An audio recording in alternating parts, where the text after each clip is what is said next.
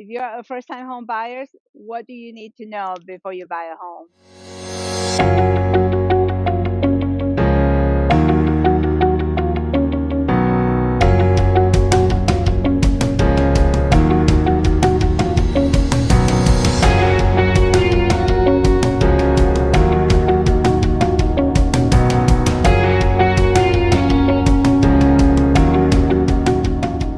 Hi, this is Heather Lynn with Keller Williams Realty. Well, I talk to my clients, and what I have concluded is that everybody have their own needs. I would say that the top considerations are commute to work. Most of people like to stay within a 30-minute commute to work. They don't want to spend their entire life on being stuck on traffic. So I would say commute to work is something that's really important. Number two is that if you have young children, you want to consider whether you are living close to a park, whether there are daycare centers that are available to you, whether this is a neighborhood where you want your children to go to school in. So those are some of the things to consider. Obviously, everybody has a different budget. Talk to your real estate agent on within your budget what your options are. Yeah, so those I would say commute to work, safety.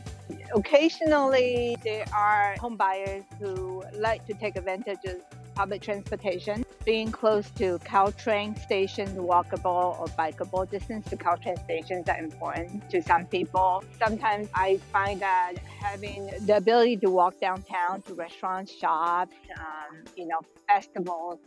When we used to have festivals out and we don't have to socially distance, those are important considerations for some buyers as well.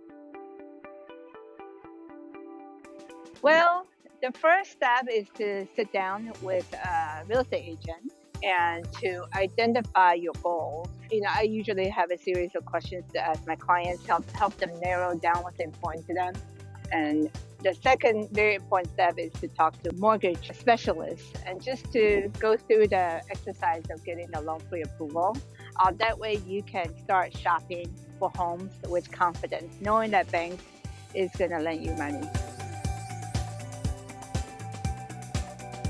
I would say that big banks such as Wells Fargo, Chase, Bank of America, and Citibank, they tend to have more competitive rates than smaller banks. But big banks are usually a little bit more confined with their underwriting guidelines. So big banks favors individuals who are W-2 workers. If you have stable employment, have been in the same line of work for over 2 years, have three lines of credit, and it could be a combination of credit cards or car loans or maybe student loans, a minimum of three lines of credit, and you have a fairly decent FICO score. We're talking about maybe 700, 740 or above.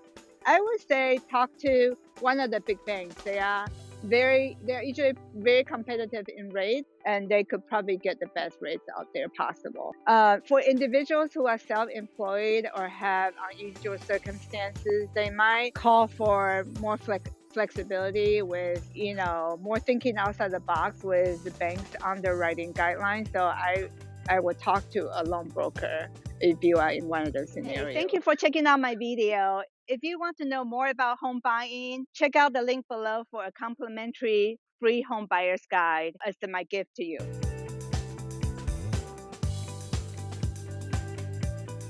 That's a great question.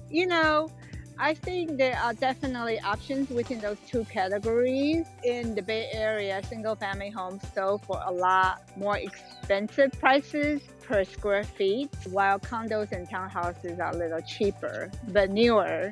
So the number one question I would ask is that, do you need a yard? Do you care about having a lot? If not, then townhouses and condos are good options to consider. Most of the townhouses and condos in the Bay Area were built in the late 70s and mid 80s. So they are a little younger than single family homes. The only thing that is beyond your control is the HOA fee. Obviously, there are still ways for you to participate in the decision on how the HOA spend.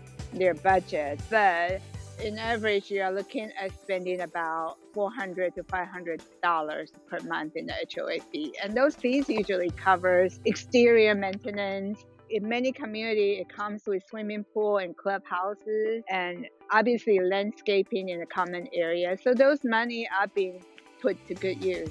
It's just that as condo and townhouse owners, you have no choice but to pay that monthly HOA fee, which is not a big deal if you consider the prices and, considering not having to hire a landscaper or not having to worry about exterior maintenance is a good trade-off. So, property taxes is the amount of taxes you pay to the county where your property is located every year, and that money usually goes towards schools, parks and roads, and many, public works. Property tax usually runs about 1.2% of the purchase price of your home. And then every year it could increase up to 2% from that point. One good incentive that the US government instituted to encourage homeownership is that property tax, mortgage interest tax. I wouldn't say one-to-one deductible, but it will be a discount in your income tax as a result of home ownership, because you will have property tax payments and mortgage interest payments to file as deductible as your expenses. Homes in the Bay Area are very expensive, but I would say they're expensive but a good source of investment. Historical data suggests that homes appreciate in the Bay Area a lot faster than other markets in the country. In terms of numbers, we're really looking at 7 to 10% home appreciation year over year. If you take the average of the last 10 years, that is the number we're seeing, about a 7% appreciation per year.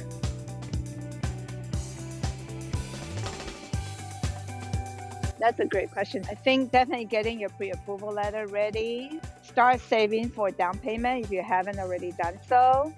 Usually a competitive or average home buyer in the Bay Area has 20% down payment. So if you're looking at buying a home of $1 million, you want to have at least $200,000 to $250,000 saved up, not only in your, it could be a combination of savings, checkings account, or investment portfolio, but definitely start saving for the down payment. Thanks again for watching. Don't forget to download your free home buying guide below.